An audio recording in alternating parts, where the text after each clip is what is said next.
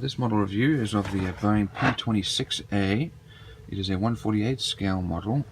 It's a smaller plane from many years ago, and this model is by K&B Models. And let's have a look inside. You can see any different box art. Here we have our decals, which are still in relatively good condition, but not a lot of detail. We'll go through our instructions.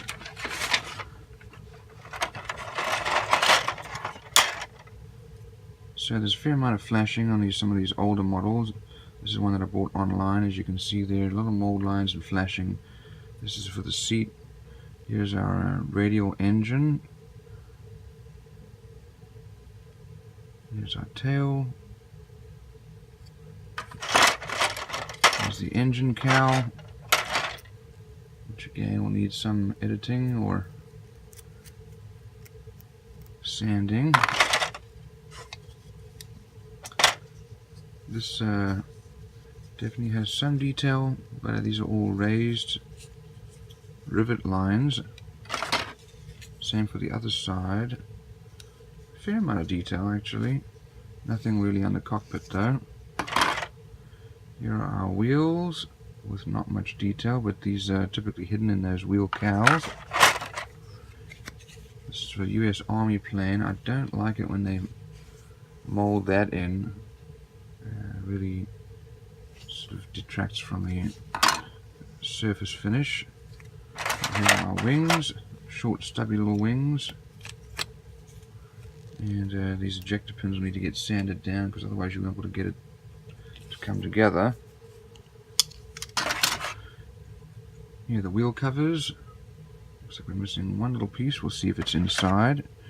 Here's our pilot with some detail, but a lot of mold lining and flashing, ejector pins. Here's our elevator. They also give us this base, which is interesting because you can paint this and put some grass on it and make it into a diorama.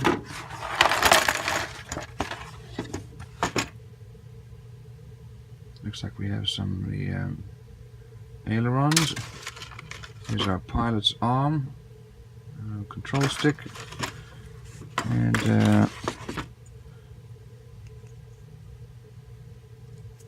looks like that probably goes underneath the cockpit. Here's the other wheel cover that we were missing, and some additional parts. This then goes to the propeller,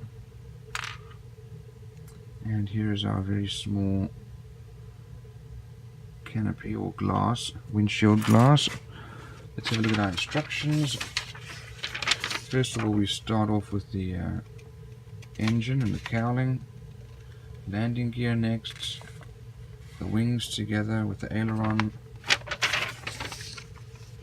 putting together the fuselage with the pilot's seat, the tail, and then putting on the wings, and I guess they show the decal instructions along the way, but there aren't too many, so it wouldn't be too complicated to figure out where they go. And then to use the base for a diorama.